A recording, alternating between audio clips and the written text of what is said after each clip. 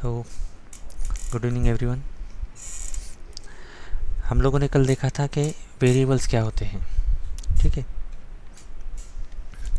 Variables देखे हमने। Yes sir.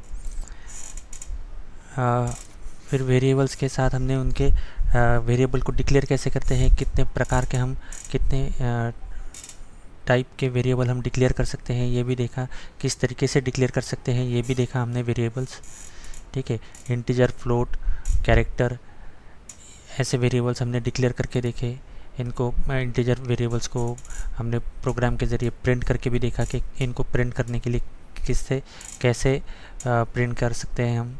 Percent D क्यों यूज़ करते हैं हम, ताकि कंपाइलर को पता चले कि ये डिजिट है, इस वजह से।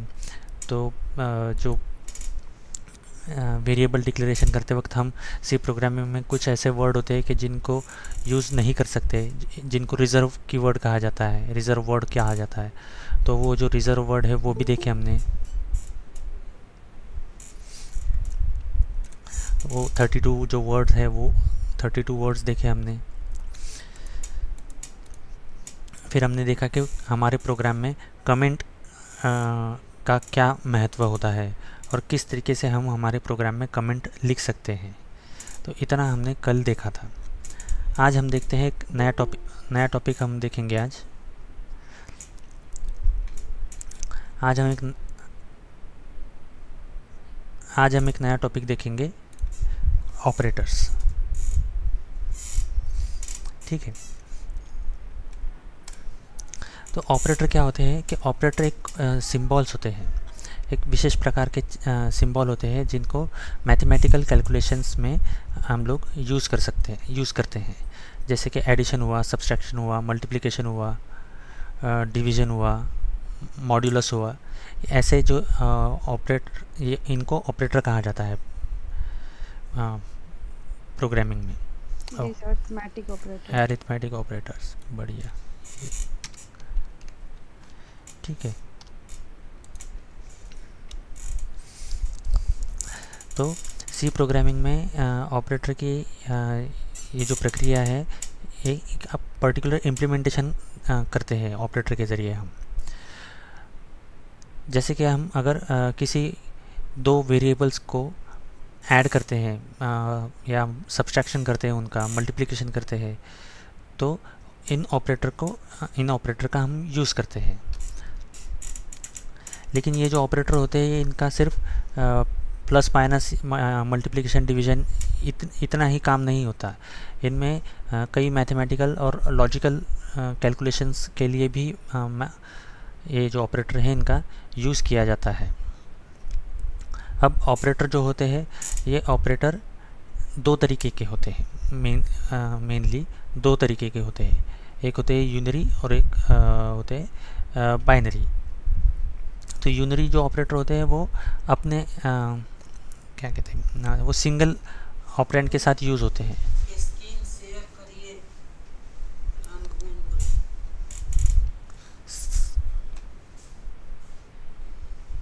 एक मिनट, मैंने स्क्रीन शेयर नहीं किया था शायद, सॉरी। हाँ सर, स्क्रीन शेयर नहीं किया था आपने।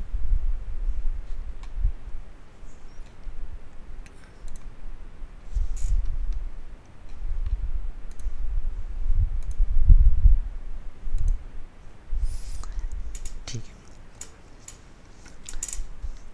तो जो ऑपरेटर होते हैं, जैसे कि प्लस माइनस, मल्टीप्लिकेशन, डिवीज़न, ये सारे ऑपरेटर्स हुए, और जिनके साथ ये ऑपरेटर काम करते हैं उनको कहते हैं ऑपरेंड। तो जो वेरिएबल्स के साथ हम लोग ऑपरेटर को यूज़ करते हैं वो होते हैं ऑपरेंड कहलाते हैं, ये वेरिएबल्स। ठीक है, अब ये जो ऑपरेटर होते हैं ये दो तरीके के होते हैं, एक यूनरी ऑपरेटर होते हैं और एक बाइनरी ऑपरेटर होते हैं। तो यूनरी ऑपरेटर जो होते हैं वो सिर्फ एक वेरिएबल के साथ, एक ऑपरेंड के साथ काम कर सकते हैं, लेकिन बाइनरी ऑपरेटर जो होते हैं उनके लिए दो ऑपरेंड ज़रूरी है। ठीक है, अब जैसे यहाँ पे देखिए,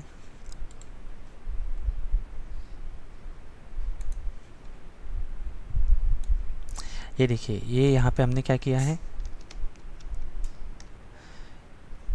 ए और बी ये दो वेरिएबल्स है और इनको हमने ये जो प्लस ऑपरेटर है इस ऑपरेटर के साथ मैथमेटिकल कैलकुलेशन में यूज़ किया है। तो ए और बी क्या हुए, ये ऑपरेंड हुए और प्लस जो सिंबल है वो क्या हुआ, ऑपरेटर हुआ। ठीक है,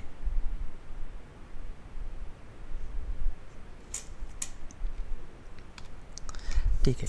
तो सी प्रोग्रामिंग में जो ऑपरेटर्स हम यूज़ करते हैं वो इस तरीके से होते हैं। सबसे पहले तो एरिथमेटिक ऑपरेटर्स होते हैं, फिर आते हैं असाइनमेंट ऑपरेटर, रिलेशनल और इनको कंपैरिजन ऑपरेटर भी कहते हैं। कंडीशनल ऑपरेटर होते हैं जिनको टर्नरी ऑपरेटर भी कहा जाता है, लॉजिकल ऑपरेटर, बिटवाइज ऑपरेटर और फिर इंक्रीमेंट और डिक्रीमेंट ऑपरेटर। ठीक है, तो देखिए ये सवाल आ सकता है कि सी प्रोग्रामिंग में ऑपरेटर कितने होते हैं। अगर MCQs होते हैं तो हो सकता है कि ये आए सवाल कि सी प्रोग्रामिंग में ऑपरेटर कितने होते हैं, तो बस समझ लीजिए कि कितने प्रकार के होते हैं, रट्टा मत मारिएगा। ठीक है, तो आज हम देखेंगे एरिथमेटिक ऑपरेटर्स। एरिथमेटिक ऑपरेटर हम इम्प्लीमेंट करके देखेंगे। तो arithmetic operators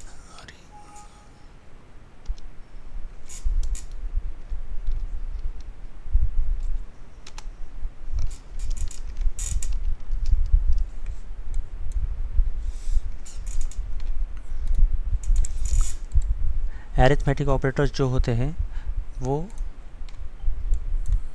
plus, minus, multiplication, division और ये होता है मॉड्यूलस। ठीक है, तो मेरे ख्याल से प्लस, माइनस, मल्टीप्लिकेशन और डिवीज़न तक किसी को कोई समस्या नहीं है। इतना सब कुछ हम लोग जानते हैं कि ये क्या है या इनको एक्सप्लेन करना है। किसी को कोई प्रॉब्लम है इसमें कि प्लस ऑपरेटर कैसे काम करता है, माइनस ऑपरेटर कैसे काम करता है? ठीक है, हम लोग प्रोग्राम में इम्प्लीमेंटेशन करते वक्त देखेंगे इनको। ठीक है, तो ये जो प्लस ऑपरेटर है इसका काम क्या है कि जो दो ऑपरेंड होते हैं ए प्लस बी, तो इनकी एडिशन करके देगा। ये जो ऑपरेटर, ये जो प्लस ऑपरेटर है इनकी एडिशन करके देगा। माइनस ऑपरेटर क्या करेगा, इनका सब्सट्रैक्शन करेगा। वैसे ही ये मल्टीप्लिकेशन ऑपरेटर है। डिवीज़न ऑपरेटर क्या करेगा, ए डिवाइडेड बाय बी। अब एक कंडीशन लेते हैं यहाँ पर, ए में वैल्यू है 10, बी में है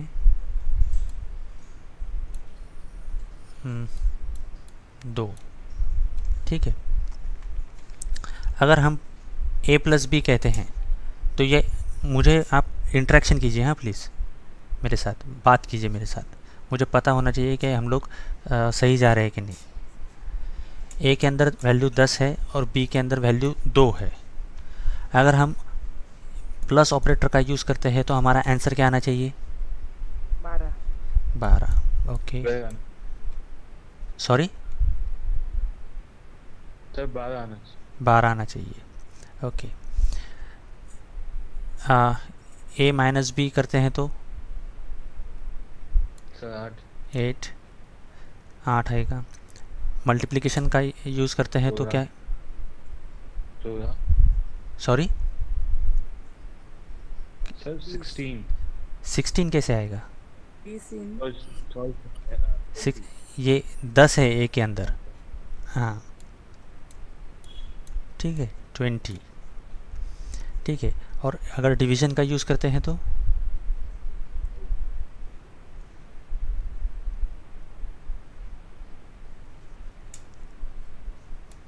10 को अगर 2 से डिवाइड करें तो कितना आंसर आएगा,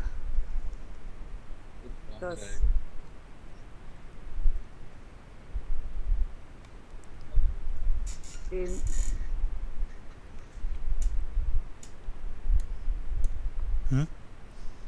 5 5, ठीक है। ये हमारा आंसर ये आ गया 5, और ये शेष कितना बचा, रिमाइंडर कितना रहेगा, 0, 0 ठीक है। तो जब हम ये डिवीज़न ऑपरेटर का इस्तेमाल करते हैं, अब ध्यान दीजिएगा इस बात पे, जब हम डिवीज़न ऑपरेटर का इस्तेमाल करते हैं तो जो हमारा आउटपुट है, जो हमें एक्सपेक्टेड आउटपुट है, वो क्या होता है, ये होता है। तो यहाँ पे क्या आएगा, 5। लेकिन जब हम मॉड्यूलस ऑपरेटर का यूज़ करते हैं,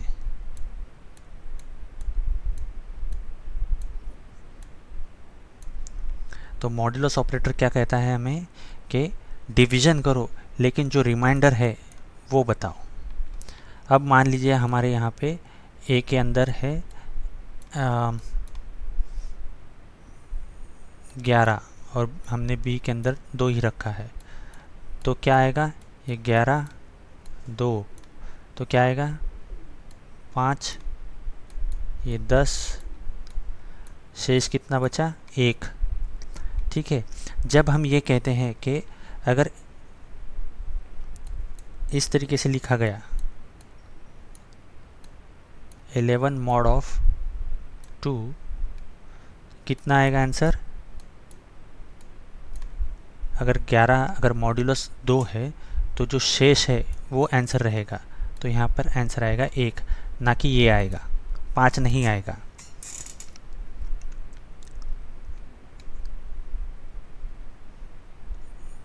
फिर से बताएं। जी सर, एक बार बता दीजिए। हाँ हाँ,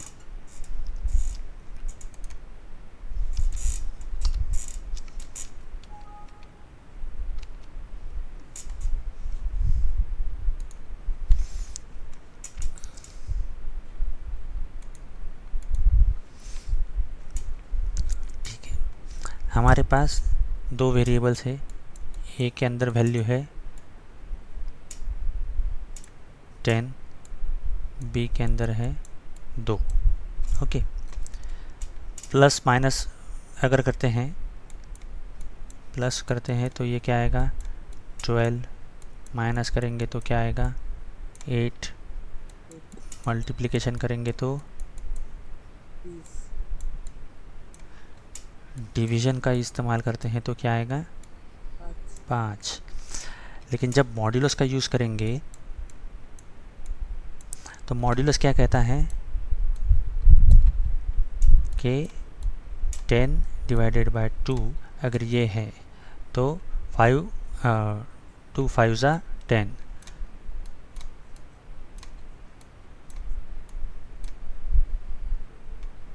ठीक है।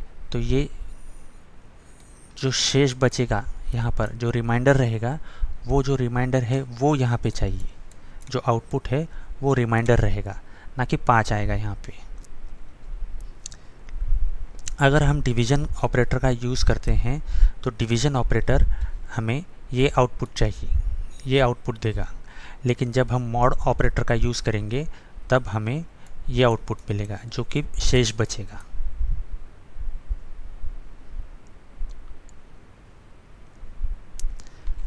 दूसरा एग्जांपल लेते हैं। मान लीजिए कि हमारे पास यहाँ पे ये इसको 10 को नहीं है, 11 है,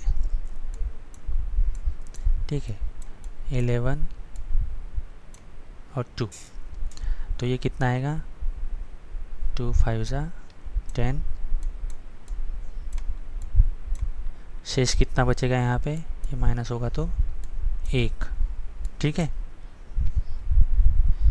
तो जब हम ऐसा कहेंगे कि 11 mod ऑफ 2, तो आंसर कितना आएगा हमारा, ये 1 आएगा, 1 आएगा आंसर।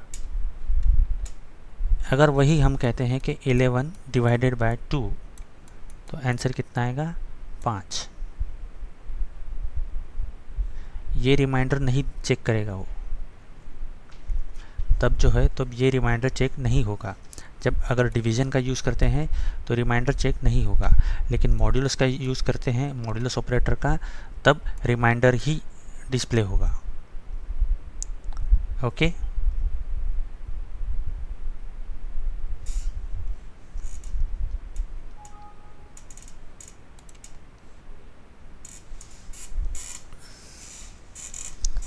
हम लोग इसे प्रोग्रामेटिकली इम्प्लीमेंट करके देखते हैं।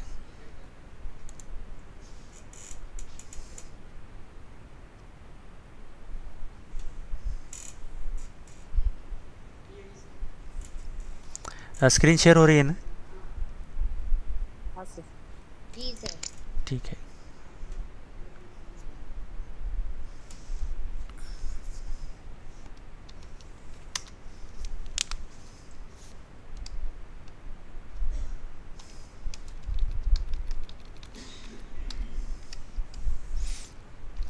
हमारे प्रोग्राम का पहला स्टेटमेंट क्या होता है? Hash include stdio.h। ठीक है,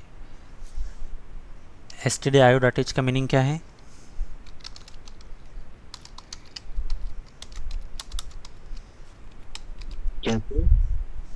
स्टैंडर्ड इनपुट आउटपुट। बढ़िया, स्टैंडर्ड इनपुट आउटपुट। ठीक है,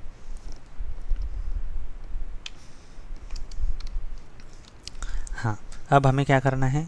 हम इंटीजर वेरिएबल्स पर ये ऑपरेशंस करेंगे। पहले तो सेव कर लेते हैं प्रोग्राम को।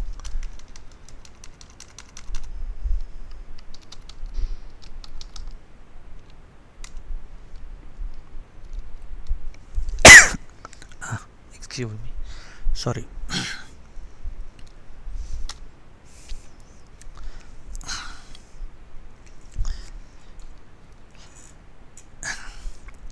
तो इंटीजर वेरिएबल्स को डिक्लेयर करते हैं। तो इंटीजर वेरिएबल्स कैसे डिक्लेयर करेंगे हम?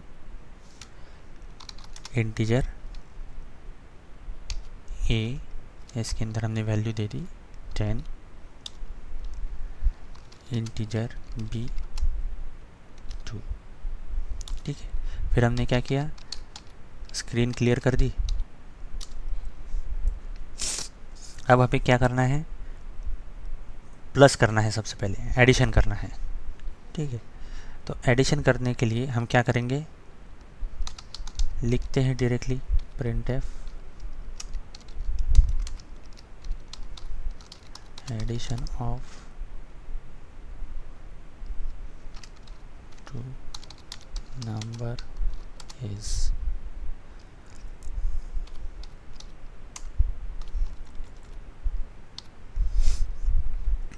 a plus b।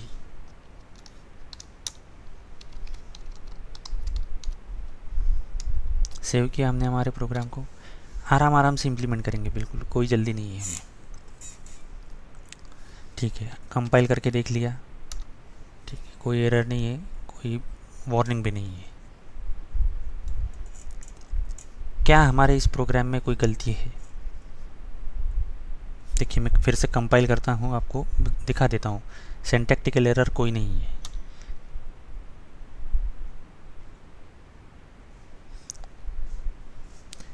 लेकिन अगर हम इसको रन करेंगे, एग्जीक्यूट करेंगे, तो ये एग्जीक्यूट नहीं होगा जैसा हम चाहते हैं।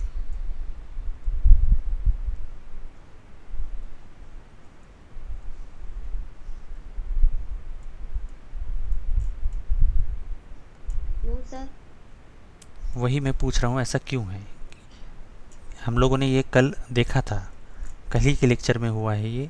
हम लोगों ने कल डिस्कस भी किया था इसके लिए।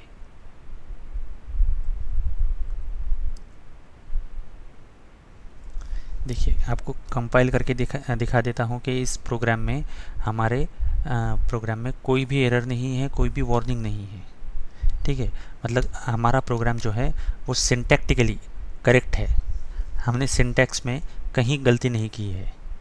अब गलती कहाँ है? कि ये तो मैं बता रहा हूँ कि लॉजिकली गलत है। रन करके भी देखते हैं इसे। देखिए, क्या आना चाहिए था? आउटपुट आना चाहिए था 12। 10 और 2 का एडिशन होना चाहिए था।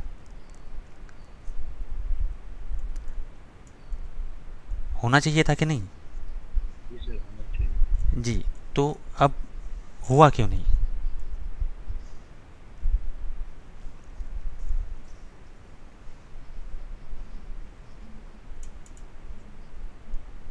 हमने कल एक प्रोग्राम देखा था, उस प्रोग्राम में हमने इंटीजर नंबर को प्रिंट करना है तो क्या लिखना था, क्या लिखना ज़रूरी है, कंपाइलर को कैसे पता चलेगा कि क्या ये इंटीजर नंबर प्रिंट करना है। %d लिखेंगे तो कंपाइलर को पता चलेगा कि हाँ ये डिजिट प्रिंट करने हैं। ठीक है, ये ज़रूरी है। आ गया।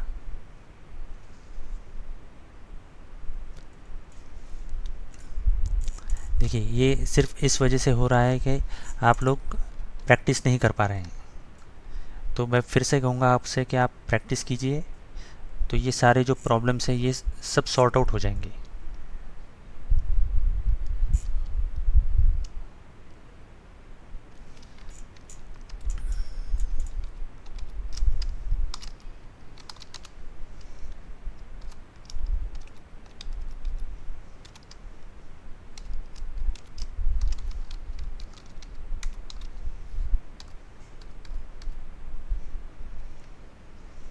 सर एक जी एक बार बताओ क्या, यही आपने क्या बोला और तेल आया करके। ठीक है, यहाँ तक कोई प्रॉब्लम नहीं। ठीक है। अब हम क्या चाहते हैं, अरिथमेटिक ऑपरेटर जो है हमारा प्लस, उसका इस्तेमाल करना चाहते हैं। ठीक है, तो हमने क्या कहा कि प्रिंट करना है हमें ऑपरेटर प्लस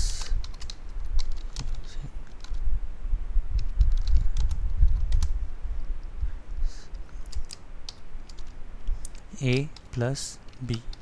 ठीक है, तो अगर हम इसे सेव करते हैं और कंपाइल करेंगे तो क्या हमारे प्रोग्राम में कोई एरर है क्या, कोई वार्निंग है क्या, तो नहीं है ना हमारे प्रोग्राम में कोई वार्निंग है ना कोई एरर है। तो हमारा प्रोग्राम सिंटैक्टिकली एकदम करेक्ट है। ठीक है, अब हमने इसे रन किया। अब रन करने के बाद क्या हुआ कि जो हमने मैसेज दिया था वो मैसेज तो आ गया, लेकिन जो आउटपुट चाहिए था हमें, जो आंसर चाहिए था वो आंसर नहीं आया। ऐसा क्यों हुआ, क्योंकि हमने यहाँ पर कंपाइलर को बताया ही नहीं कि ये जो कैलकुलेशन हो रहा है इसे प्रिंट करने के लिए, अगर ये इसे प्रिंट करना है तो ये कौन से डेटा टाइप का वेरिएबल, कौन से डेटा टाइप का आउटपुट रहेगा, ये किस डेटा टाइप में आउटपुट को प्रिंट करना है, नंबर रहेगा, कैरेक्टर रहेगा या डेसिमल पॉइंट्स रहेगा, तो किस डेटा टाइप में इसे प्रिंट करना है। इसलिए हमने कंपाइलर को बताया ही नहीं, इसलिए कंपाइलर ने इसे प्रिंट नहीं किया। तो कंपाइलर को कैसे बताएंगे हम, तो कंपाइलर को बताने के लिए लिखना पड़ेगा यहाँ पे %d। हम यहाँ पर स्पेसिफिकली कंपाइलर को बताएंगे कि ये जो कैलकुलेशन हो रहा है ये डिजिट्स पर कैलकुलेशन हो रहा है, ये डिजिट है तो इनको डिजिट को प्रिंट करो। तो डिजिट जो है वो d फॉर डिजिट। ठीक है, तो हमने इसे सेव किया, फिर कंपाइल किया, रन किया, तो आ गया हमारा आंसर 12।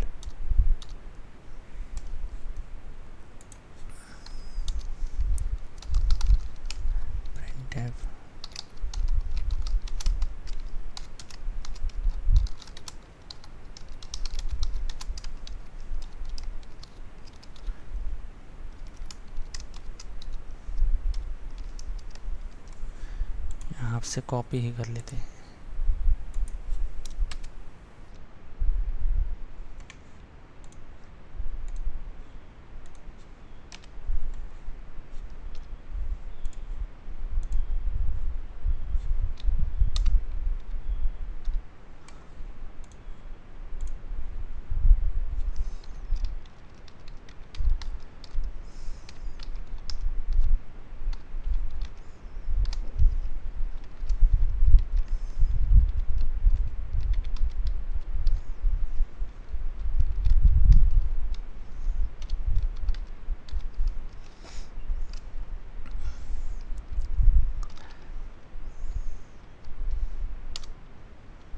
कंपाइल किया हमने, रन किया। ओके, तो देखिए क्या आया हमारा आउटपुट।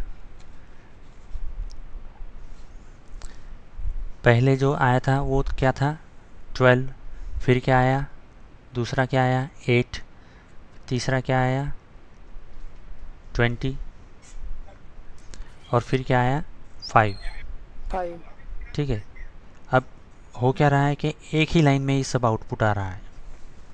ठीक है, अगर हम चाहते हैं कि हमारा जो आउटपुट है या हमारा जो स्क्रीन पे जो मैसेज डिस्प्ले हो रहा है वो जो मैसेज है वो नेक्स्ट लाइन पे आए, न्यू लाइन पे आए, तो हमें कंपाइलर को वैसे बताना पड़ेगा।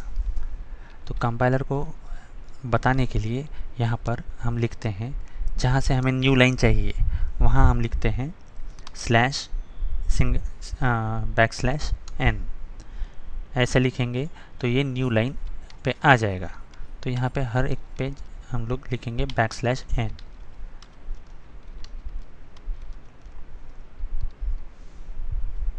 हमने कंपाइल किया, रन किया, तो देखिए ये आ गया। अब ठीक है, ऑपरेटर अगर हम प्लस का यूज़ करते हैं तो क्या आएगा 12 आएगा। ए के अंदर जो वैल्यू है वो और बी के अंदर जो वैल्यू है उनका अगर एडिशन करते हैं तो 12 आएगा, सब्सट्रैक्शन करते हैं तो 8 आएगा, मल्टीप्लिकेशन करेंगे तो 20, डिवीजन करेंगे तो 5। अब हम देखते हैं कि अगर हम मॉड्यूलस ऑपरेटर का यूज़ करते हैं, मॉड्यूलस ऑपरेटर का यूज़ करते हैं तो हमने क्या देखा था कि आंसर कितना आना चाहिए, 0 आना चाहिए इसका आंसर।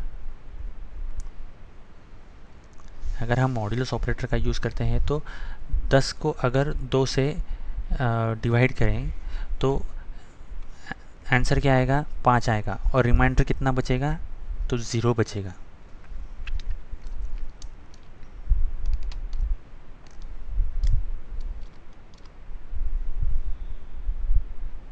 ओके,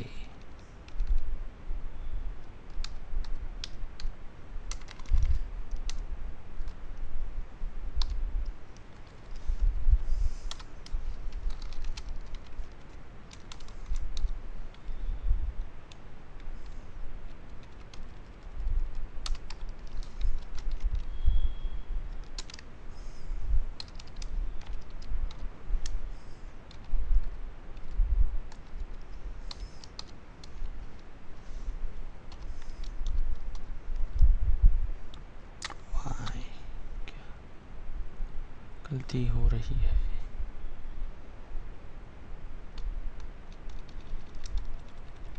क्या गलती हुई?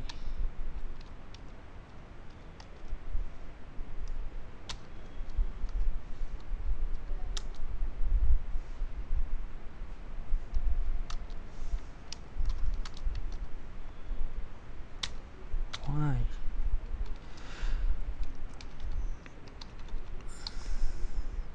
गाइस मैं इसका बताता हूँ आपको, मुझे चेक करना पड़ेगा, शायद कुछ मुझसे गलती हो रही है।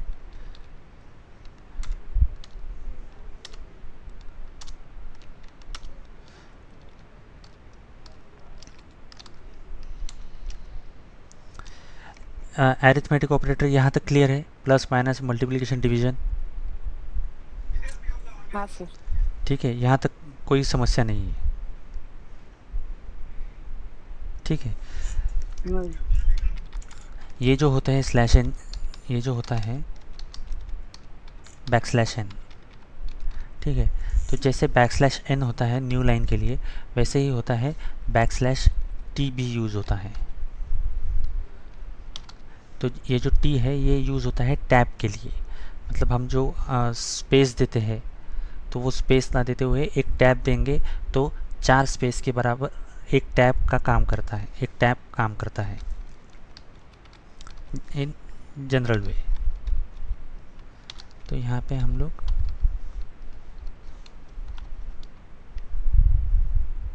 सर एक बार रिपीट कर दीजिए, आपने अभी क्या कहा? ठीक है, जो हम स्पेस देते हैं, ठीक है, देखिए मैंने यहाँ लिखा हेलो और ये एक स्पेस दिया मैंने। ठीक है, एक बार मैंने स्पेस बार प्रेस किया तो जो दो वर्ड्स के बीच में स्पेस है तो ये एक स्पेस आ गया, काउंट होता है। ठीक है, यहाँ तक क्लियर है ये? हम लोग कीबोर्ड के ज़रिए टाइप कर रहे हैं। मैंने लिखा हेलो वर्ल्ड। तो इस जो पूरा ये जो दो वर्ड है, ये दो वर्ड अलग अलग कैसे हुए? एक जो स्पेस दिया मैंने इसके बीच में, दोनों वर्ड के बीच में, तो इस स्पेस के वजह से ये दोनों शब्द अलग अलग हुए। ठीक है, अगर हम हमारे आउटपुट को प्रॉपर फॉर्मेटिंग में चाहते हैं तो हम लोग क्या टैब का इस्तेमाल करते हैं। तो टैब कैसे होता है? हेलो, यहाँ पर अगर मैं टैब प्रेस करूँ तो देखिए स्पेस कितना आया। मैंने एक बार टैब प्रेस किया है, दोनों आपके सामने हैं। ठीक है, मैंने अभी कहा था कि जो स्पेस होता है, जो टैब होता है वो 4 स्पेस के बराबर एक टैब होता है। ठीक है, तो हम लोग काउंट करते हैं 1 2 3 4, 1 2 3 4। ठीक है, आ गया हमारा वर्ड।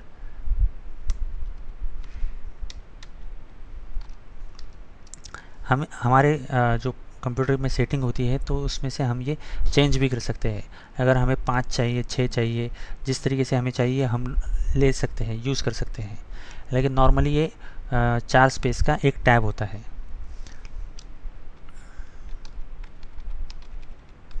तो हमें फॉर्मेटेड आउटपुट चाहिए था, इस वजह से हमने इसे ऐसा लिखा।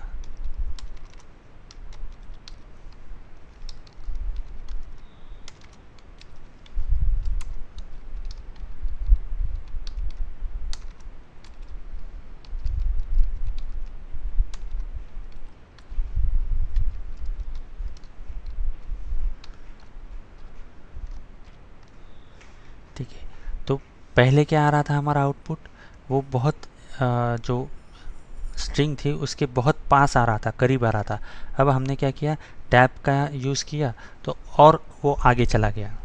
हम लोग और देखते हैं कि अगर हम इसे टैब, एक और टैब दें, मान लीजिए कि हमने यहाँ इसे एक और टैब दिया, तो देखिए 2 टैब का और 1 टैब का अंतर कितना है। सॉरी। ठीक है, तो जैसे हम हमारे प्रोग्राम में आउटपुट चाहते हैं, अगर आउटपुट भी हमें प्रॉपर फॉर्मेटेड आउटपुट चाहिए तो उस तरीके से हम हमारे जो /n है, /t है, उनका इस्तेमाल कर सकते हैं। ठीक है, यहाँ तक ये क्लियर है? जी सर। ठीक है, अभी आपका एक प्रॉब्लम बचा है कि मॉड्यूलस ऑपरेटर क्यों काम नहीं हुआ। तो मैं ये चेक करता हूँ, क्योंकि मैं चेक करने के बाद बताता हूँ आपको। ये थोड़ा मुझे भी कंफ्यूजन है। मैं रुकिए ज़रा 1 मिनट, मैं आपको तुरंत ही बताता हूँ।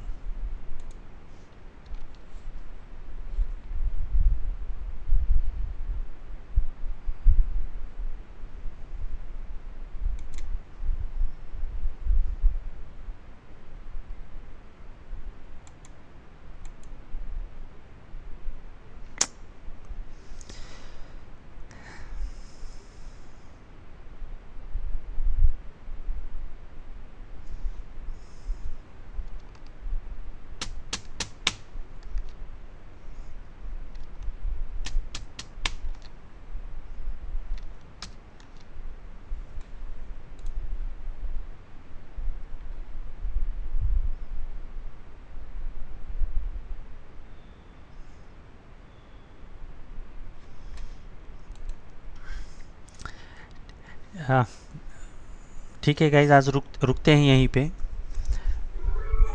मेरा सिस्टम हैंग हो रहा है मेरा।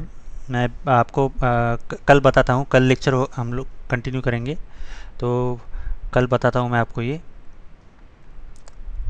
कल हम इसे ओके सर। कल हम इसे और ज़्यादा डिटेल में देखेंगे, ठीक है। जी सर। ठीक है ठीक है ठीक। सर मूडल पे सारा आ जाएगा ना सर, ये सब वीडियो जो आप बता रहे हैं? जी, ठीक है sir, thank you. Thank you. Thank you